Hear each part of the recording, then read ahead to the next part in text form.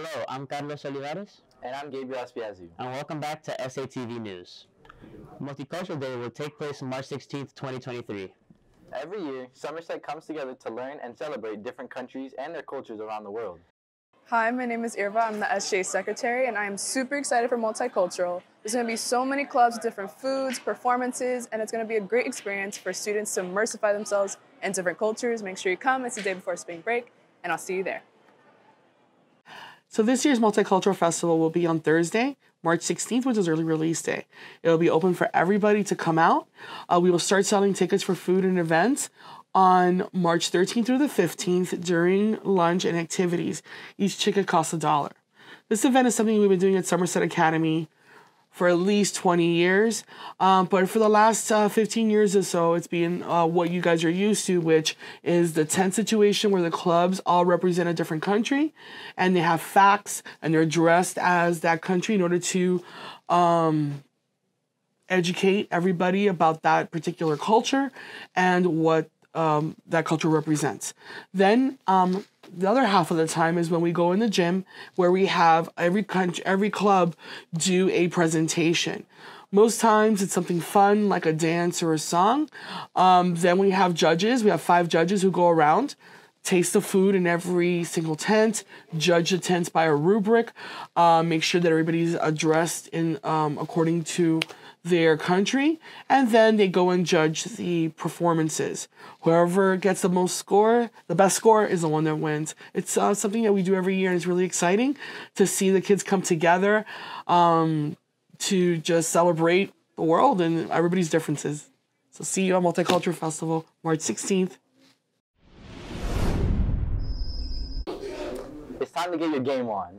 In other words, it's time for the annual Dodge for Diabetes Dodgeball Tournament on March 16th. Irva Leroy has the full story. Dodge for Diabetes started about 9 years ago when we had a student that was just recently diagnosed with diabetes, and his class, or SGA at the time, wanted to do something in order to raise funds for the Juvenile Research Foundation. So this is how this started. We have about 12 teams who compete. From those, we put them in brackets just like a wrestling match, and everybody kind of like plays against each other. We have 2 simultaneous games going on the court, and then whoever wins goes on to the winner's bracket. Whoever loses goes on to the loser bracket. So you guys at least play at least 2 games. But it keeps on going until we get the final 2. Once that happens, we have a little bit of a break, and then we have a full court game. I'm Brian, Mr. Brian, team captain of Team Fireball. We got a great team this year.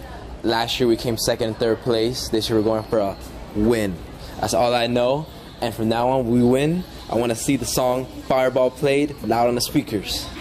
I don't know. Last year, the teachers, for the first time ever, almost won. So they already have their team. They're already practicing. So the teachers may give the kids a run for their money.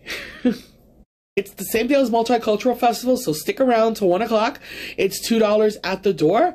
And yeah, come and root for your favorite team. And now we present this week's Teacher of the Week. Let's take a look at today's educator.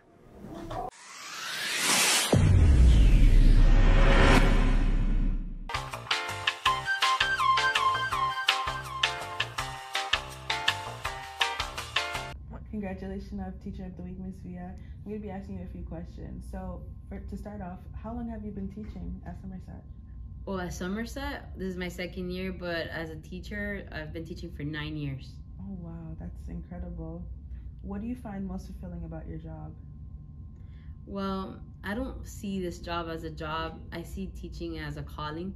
I've been doing it my whole life. I'm always teaching in and outside of the classroom with to my friends, to other colleagues. Like, I love to turn any complex, any abstract concepts and like make them easy for them to understand. So it's just something I'm passionate about. So it's not more like a job, it's a calling. I love that, I really do. What's your favorite part about this job or your calling? Cool, it's the connections that I make with the students, and especially when they follow up after so many years and I get to see, you know, any valuable input that I had in their life. And they're like, hey, miss, if it wasn't for you, I wouldn't be here. And I feel like that's so rewarding. That really is. What's something that you hope to pass on to your students?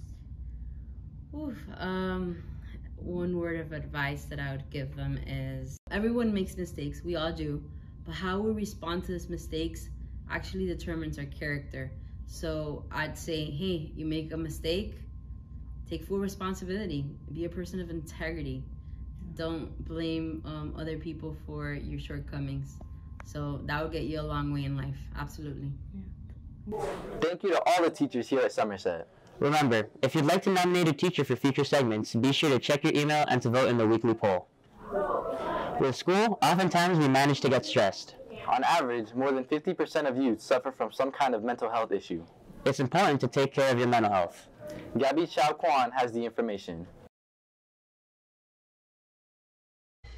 Hi, I'm Lori Sakai, and I'm the Student Support Specialist at Somerset Academy. Mental health in schools is more common than people tend to think. People think that in schools it's all about learning and academics and tests, and mental health has a lot to do with the success students have with their academics, and they come to school with a lot of different experiences, experience a lot of different emotions, and have to manage a lot of different struggles and obstacles in order to be successful academically. So mental health is prevalent over everything a student does in schools. A lot of situations that I address with students confidentially is the death of a loved one, difficult divorces within their family, severe anxiety and inability to cope with changes in their lives, changes in friendships, bad grades, an inability to succeed or to manage a certain subject area. And then of course there's a lot of crisis situations that may involve thoughts of suicide or severe psychological concerns or substance abuse. I think it's important that all students know that we have a great support system here at Somerset to work with students and to support them in finding what is going to help them through their struggles. Myself and Ms. Escudero work with all of 6th through 12th grade students, and we're both licensed therapists and professionals. And we also have 7 grade level counselors that are more than willing to speak with students and provide them resources in the community, as well as speak with them and again, helping them resolve and identify solutions to what they're feeling and what current situation they're trying to resolve. If there is anything that you are dealing with and wish to talk to someone, contact your counselor. They are here to help. Thank you for joining us.